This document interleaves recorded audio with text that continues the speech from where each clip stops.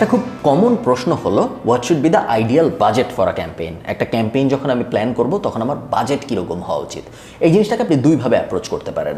Approach one, customer আপনাকে বলে দিবে যে ভাই আমার কাছে $500 আছে বা আমার কাছে $1000 আছে প্রত্যেক মাসে মার্কেটিংয়ের বাজেট হিসেবে খরচ করার জন্য।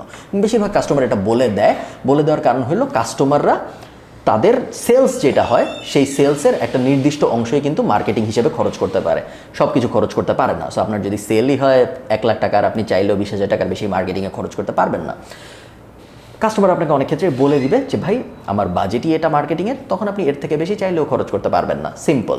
ওখানে তো আর আমার বাজেট কত থাকা উচিত এটা নিয়ে ক্যালকুলেশনের কিছু নেই। কোনো সিচুয়েশনে কাস্টমার আপনাকে জিজ্ঞেস করবে যে আপনার কি মনে হয় কত আসলে বাজেট রাখা উচিত একটা ক্যাম্পেইনের জন্য। এরকম কোয়েশ্চেন যখন আপনাকে কোনো পটেনশিয়াল কাস্টমার করবে বা কোনো কাস্টমার করবে, তখন আপনার জিনিসটা কিভাবে চিন্তা করতে হবে সেটা বলার জন্য এই ভিডিওটা করতে আমি বসছি। তখন আপনার চিন্তা করতে হবে যে আপনার প্রোডাক্ট বা সার্ভিসটা কি, আপনার কাস্টমার টাইপ কি, আপনার প্রোডাক্ট বা সার্ভিসের ভ্যালু কীরকম, দাম কীরকম, এবং এই কাস্টমারটাকে এই প্রোডাক্ট বা সার্ভিস নেওয়া পর্যন্ত আপনার টোটাল কতগুলো ক্যাম্পেইন বানাতে হবে।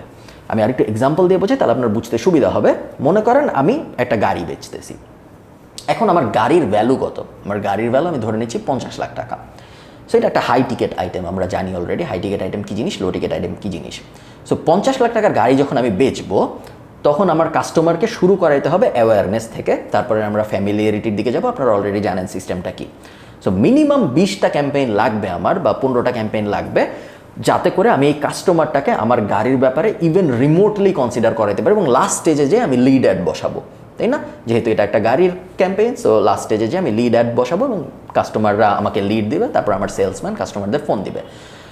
সো 20টা ক্যাম্পেইন যদি আমি সাজাই এবং একটা হাই টিকেট আইটেম যদি হয়, আমার মাথার মধ্যে বা আমার কাগজের মধ্যে ক্যালকুলেশন করতে হবে যে কতগুলা লিডে কয়টা সেল আশা করতে পারি আমি। সো আপনি জিনিসটা চিন্তা করেন, আমার গাড়ির দাম $50,00,000।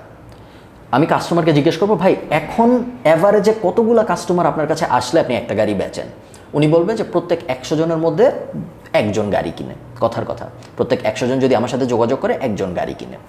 সো আমি ধরে নিলাম আমার কনভার্সন রেট 1%। তাহলে সেম কনভার্সন রেট এখানেও আমি অ্যাপ্লাই করবো যে প্রত্যেক 100টা লিড যদি আমি ওনাকে দিতে পারি, তাহলে তার মধ্যে একটা লিড যে গাড়ি কিনবে। একটা লিড থেকে কীরকম প্রফিট আসবে? একটা লিড থেকে রেভিনিউ আসবে $50,00,000, প্রফিট হয়তো আসবে $2,00,000-3,00,000। হিসাবের সুবিধার জন্য আমরা ধরে নিই একটা লিড থেকে ওনার প্রফিট হবে $1,000 কথার কথা। সো এখন আমরা ব্যাকওয়ার্ড যাচ্ছি। আমরা বুঝলাম ওনাকে প্রত্যেক 100টা লিড দিলে ওনার একটা লিড কনভার্ট হবে এবং $1,000 প্রফিট হবে। সো প্রত্যেক 100 লিডে প্রফিট $1,000। প্রত্যেক 100 লিডে প্রফিট যদি $1,000 হয়, তাহলে আপনি জিনিসটাকে আরেক স্টেপ পিছনে নিয়ে আসেন। প্রত্যেকটা 100 লিড পাওয়ার জন্য আমরা এখন $1,000 কম খরচ করব, যাতে করে উনি প্রত্যেক 100 লিডে $1,000 প্রফিট করতে পারে, তাই না? সো এখন আমাদের গোলটা কি হবে? আমাদের গোলটা হবে প্রত্যেক 100টা লিড পাওয়ার জন্য $1,000 কম খরচ করা, বা প্রত্যেকটা লিড পাওয়ার জন্য $10 কম খরচ করা। এ পর্যন্ত বুঝতে পারছি আমরা।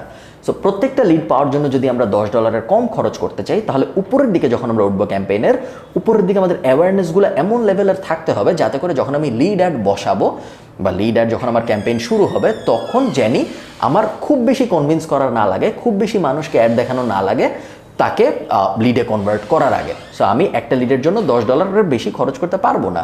যেহেতু আমি একটা লিডের জন্য $10 বেশি খরচ করতে পারবো না, এই কারণে আমার অবশ্যই চেষ্টা করতে হবে আগের ক্যাম্পেইনগুলো স্ট্রং করতে। আগের ক্যাম্পেইনগুলো স্ট্রং করার জন্য আমার অবশ্যই অনেক মানুষকে দেখাইতে হবে, প্লাস ক্যাম্পেইনের কোয়ালিটি ভালো হইতে হবে। সো এইভাবে আপনি পুরো জার্নিটা ম্যাপ করবেন। 15টা ক্যাম্পেইন, 20টা ক্যাম্পেইন ভাববেন এবং প্রত্যেকটা ক্যাম্পেইন বিজনেস ম্যানেজারে বসাবেন। বসায় দেখবেন ফেসবুক কী বলতেছে, অ্যাপ্রক্সিমেটলি এত ডলার দিলে কতজন মানুষের কাছে যায়, কীরকম মানুষ এনগেজ করে।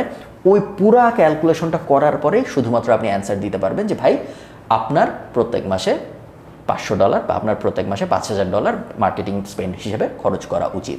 তার আগে আপনি র্যান্ডমলি কিন্তু বলতে পারবেন না যে আপনি গাড়ি বেচেন, আপনি $5 অ্যাড দেন। ওইভাবে কিন্তু আপনি জিনিসটা বলতে পারবেন না। আপনার পুরো জিনিসটা ম্যাথমেটিক্যালি অ্যানালাইজ করতে হবে।